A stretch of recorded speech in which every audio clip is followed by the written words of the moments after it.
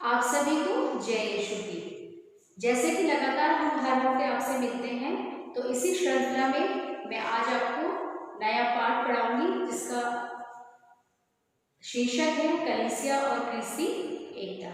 इस नए पाठ में जाने से पहले आइए हम सभी प्रार्थना करें ताकि जो कुछ भी हम सीखें वो हम दूसरों के साथ बांट सकें। सभी अपनी आंखें बंद कीजिए और हाथों को जोड़िए। हे पिता परमेश्वर, हम आपको धन्यवाद देते हैं इस दिन के लिए जो कि आपने हमें दिया। प्रभु, जिंदगी की तमाम आशीषों के लिए भी हम आपका धन्यवाद करते हैं जो कि आपने हमें दी। इस जीवन के वरदान के लिए विशेष रूप से धन्यवाद देते हैं जो कि इस पृथ्वी पर आपने हमें हर दिन एक नया दिन देखने को देते हैं और एक नया जीवन दान देते हैं। प्रभु, आज की इस कक्षा में जो कुछ भी हम सीखे प्रभु, उसे हम दूसरों तक बांट सके, इसके लिए हम विशेष रूप से आपसे प्रार्थना करते हैं। आप हमारी इस छोटी सी विनती को सुनिए और कबूल करिए। आपके मीठे और पवित्र नाम से मांगते हैं, आमीन। तो पहले अभी तक जो हमने पहले पाठों में पढ़ा था उसमें हम अभी तक कलीसिया के बारे में बातें कर रहे हैं कि कलीसिया जो है वो ईश्वर की प्रजा है और कलीसिया जो है ईश्वर का राज्य है, उसकी विशिष्टताएं हैं, उसकी संरचना के बारे में हमने पढ़ा, उसकी कलीसिया की सेवा धर्मिता के बारे में पढ़ा। और पिछले जो पार्ट 5 था उसमें मैंने आपको स्व संस्कृतिकरण के बारे में पढ़ाया था। तो आज हम कलीसिया और क्रिस्ती एकता के बारे में पढ़ेंगे, लेकिन इस पाठ को पढ़ने से पहले मैं आपको जो हमारा कलीसिया और स्व संस्कृति के बारे में जो हमारी प्रश्नावली थी वो मैं आपके साथ बांटना चाहूंगी। तो सबसे पहला प्रश्न था स्व संस्कृतिकरण क्या है। इसका उत्तर है संस्कृति एक जटिल भावात्मक वास्तविकता है जिसमें मनुष्य के विचार, उनकी बोलचाल, कार्य, वेशभूषा, रीति रिवाज, स्वभाव, भाषाएं, साहित्य, वैज्ञानिक आविष्कार, धर्म, पूजा पद्धति, आचरण के नियम आदि सम्मिलित होते हैं। धर्म आवश्यक रूप से मनुष्य के जीवन से जुड़ा होता है और मानव जीवन संस्कृति से। अतः धर्म द्वारा मानव संस्कृति का सम्मान किया जाना चाहिए और इसी के अनुरूप मानव जीवन का निर्माण किया जाना चाहिए। इसकी जड़ें स्थानीय संस्कृति में बैठी हुई होनी चाहिए और उसे स्वयं संस्कृति की तरह ही आत्मसात करनी चाहिए। धर्म को इसी संस्कृति में अपने आप को प्रकट करना चाहिए तथा लोगों में क्रिस्त का विश्वास उत्पन्न करना चाहिए। इसे हम स्व संस्कृतिकरण कहते हैं। अब है प्रश्न 2, प्रभु यीशु किस तरह यहूदी संस्कृति में पले। प्रभु यीशु यहूदी जाति में जन्मे और उनका यहूदी संस्कृति में ही पालन पोषण हुआ। एक यहूदी की तरह उन्होंने स्वयं को यहूदी नियमों और परंपराओं के अधीन रखा तथा अपने जीवन में उनका पालन किया। यहूदी संस्कृति एवं रीति रिवाजों के अनुसार प्रभु यीशु का खतना किया गया। वे पास्का पर्व पर यरूशलेम के मंदिर में समर्पित किए गए। यहूदी सभागृहों में की गए और उन्होंने वहां पे प्रार्थना की। उन्होंने यहूदी रबी अर्थात गुरु की तरह उपदेश दिया, किंतु अधिकार पूर्वक। उन्होंने पास्का भोज में भाग लिया। वे यहूदी रीति के अनुसार दफनाए गए। अब है प्रश्न 3, कलीसिया में जिस तरह स्व संस्कृतिकरण हुआ उसका वर्णन कीजिए। इसका उत्तर है जहां भी प्रारंभिक कलीसिया ने अपनी जड़ें जमाई, इसने स्थानीय संस्कृति को हमेशा अपनाया। जिन्होंने सर्वप्रथम बपतिस्मा ग्रहण किया उनमें अधिकांश यहूदी थे। उन्होंने क्रिस्ती बनने के पश्चात भी अपने कुछ रीति रिवाज और परंपराओं को नहीं त्यागा। उन्होंने बपतिस्मा ग्रहण किया और वे खतना भी करवाते थे। यद्यपि वे क्रिस्तियों की तरह घरों में रोटी तोड़ते थे, वे यहूदी सभागृहों में और अन्य यहूदियों के साथ एकत्र होते और यहूदी रीति से प्रार्थना करते थे। यहूदियों की तरह वे नियमित समय पर ही प्रार्थना करते थे। पास्का और पेंतेकोस्त पर्व परंपरा से यहूदी पर्व है। क्रिस्ती भी दोनों पर्व को मनाते थे। प्राचीन क्रिस्ती भी सब दिवस यानी विश्राम दिवस मनाते थे, किंतु रविवार को ना कि शनिवार को। अब प्रश्न है चौथा, प्रेरित चरित्र 15:1-11 में उल्लेखित समस्याएं क्या थी, इनका समाधान किस प्रकार किया गया। कलीसिया फिलिस्तीन से बाहर आकर अन्य देशों में तीव्र गति से फैलने लगी। जो यहूदी नहीं थे उन्होंने भी सुसमाचार को स्वीकार किया और बपतिस्मा ग्रहण किया। तब खतना एवं भोजन करने संबंधी नियमों के कारण बहुत सारी भारी समस्याएं उत्पन्न हो गई थी। प्रश्न 5 है, द्वितीय वैटिकन महासभा ने स्व संस्कृतिकरण को किस तरह प्रोत्साहन दिया? उसका उत्तर है, द्वितीय वैटिकन महासभा स्व संस्कृतिकरण के विषय में गहन विचारधारा प्रस्तुत करती है और इसमें कहा गया है कि मिशन देशों में कलीसिया निम्नलिखित क्षेत्र में स्थानीय संस्कृति को अंगीकार करती है। पहला, पूजन पद्धति में, पवित्र धर्म विधि एवं अनुष्ठान के कार्यक्रम में, पूजन संपत्ति संबंधी पुस्तकों में, पूजन पद्धति के पवित्र परिधान पोशाक में, धार्मिक संगीत में, धर्म प्रशिक्षण संबंधी पुस्तकों में और अन्य बातों में भी। प्रश्न 6 है, वर्तमान समय में कलीसिया में स्व संस्कृतिकरण को समझाइए। वर्तमान समय में कलीसिया स्व संस्कृतिकरण को बहुत महत्व देती है। जहाँ भी यह स्थापित होती है यह अपने को उस जगह की संस्कृति में समाविष्ट कर लेती है। यह लोगों की भाषा, संस्कृति और रहन सहन द्वारा सुसमाचार का प्रचार करती है तथा उपासना निष्पादित करती है।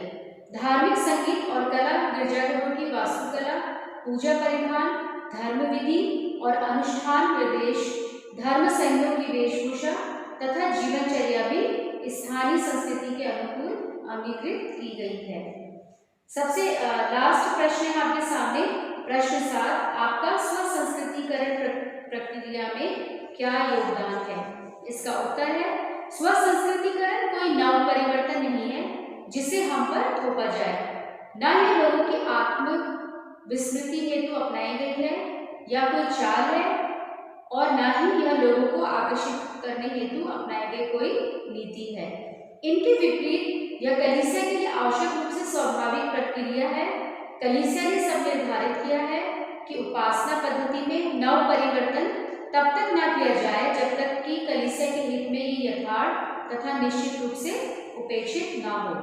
अतः वे लोग जो स्थानीय कलीसिया का उत्तरदायित्व संभाल रहे हैं, कलीसिया के निर्देशों का पालन करते हुए और विभिन्न प्रयोग करने के पश्चात ही संस्कृति अनुकूलन के निश्चित उपाय को लोगों के हितार्थ और कलीसिया इसकी समृद्धि हेतु अपनाएं। हमारा यह कर्तव्य और उत्तरदायित्व है कि हम इनका स्वागत और इसका पालन भी करें। तो ये थे प्रश्न 5 की प्रश्नावली आपके सामने। मुझे आशा है कि ये सब प्रश्न आप अपनी कॉपी में करेंगे। तो आइए हम नए पाठ की ओर चलते हैं जिसमें का शीर्षक है कलीसिया और क्रिस्ती एकता। तो इसमें बताया गया है कि क्रिस्तियों में एकता होना कितना जरूरी है। तो इसमें एक छोटी सी कहानी दी गई है। एक अमरपुर गांव है जहाँ पे 10,000 क्रिस्ती संप्रदाय जो है वो 5 भागों में विभाजित हैं और अलग अलग गिरजाघरों में वो उपासना करते हैं। उनकी बिल्कुल पद्धति, पूजन पद्धति बिल्कुल अलग है। तो वहाँ पे एक फादर डेविड है। तो जब उन्होंने उन संप्रदायों को देखा तो उन्होंने कोशिश की कि सब अलग अलग ना हो करके एक ही रीति से पूजा करें और एक ही जगह एकत्रित होकर ईश्वर की उपासना करें। तो उन्होंने आपस में मैत्रीपूर्ण संबंधों को बनाने के लिए बहुत ज़्यादा कोशिश की। तो वो क्या करते थे, महीने में एक बार उनको एकत्रित करते थे और पूजा प्रार्थना किया करते थे। तो क्रिस्त जयंती के अवसर पर भी वो एक जगह एकत्रित होते थे और कैरल्स गाते थे और अभिनय भी करते थे और वहाँ पे प्रभु यीशु के जीवन से संबंधित झांकियाँ भी निकाला करते थे। और ऐसे एक बार क्या हुआ, खजूर इतवार के समय पे वे सब एक स्थान पे जमा हुए और खजूर की डालियाँ लेकर के जब वो जुलूस में जा रहे थे तो अचानक से बहुत काफ़ी आगे जाने के बाद सभी जो जुलूस में लोग जा रहे थे वो अलग अलग समूहों में वितरित हो गए, बंट गए और अपने अपने पूजा स्थलों में चले गए। इसके बाद जब ये सब करते हुए एक हिंदू व्यक्ति ने उन्हें देखा तो उसने उनके ऊपर टिप्पणी की कि एकाएक जुलूस के बीच में से निकलकर वे भिन्न भिन्न स्थानों में क्यों चले गए। ये क्योंकि आए तो एक साथ थे और एक साथ इनको जाना चाहिए था, लेकिन फिर भी ये अलग अलग स्थानों में चले गए। अब इस किताब में आपके सामने क्या है, प्रश्नावली है इस कहानी से संबंधित। तो अमरपुर में कितने क्रिस्ती समुदाय थे? तो अमरपुर में कितने थे? 5 क्रिस्ती समुदाय थे। ठीक है। फिर फादर डेविड के प्रयासों का वर्णन कीजिए। तो फादर डेविड ने वहाँ पे उन्होंने अलग अलग उनसे संबंध, मैत्रीपूर्ण संबंध स्थापित किया। वे महीने में एक बार उनको इकट्ठा करते थे, उनके लिए प्रार्थना करते थे, उनके लिए क्रिस जयंती के अवसर पर उनके लिए कैरल्स गाते थे और उनको दूसरे लोगों के घरों तक भी लेकर के जाते थे और उनसे अभिनव करवाते और उनके लिए उन्होंने झांकियां भी निकाली थी। और ऐसे ही क्रिस पर्व के समय, क्रिस जयंती पर्व के समय, पास्का पर्व के समय भी हमेशा उनकी कोशिश होती कि सभी जो पांचों समुदाय हैं वो एक साथ इकट्ठा आए और एक साथ प्रार्थना पूजा करें। खजूर रविवार के दिन क्या घटना घटी थी? खजूर रविवार के दिन भी जब खजूरों पे आशीषित किया गया और सभी के हाथों में दिया गया, उसके बाद सभी लोग खजूर लेकर के जब खजूर के जुलूस पे जा रहे थे तो काफी आगे जाने के बाद तक तो वो साथ चलते रहे, जब अचानक से वो अलग अलग भागों में विभाजित हो गए।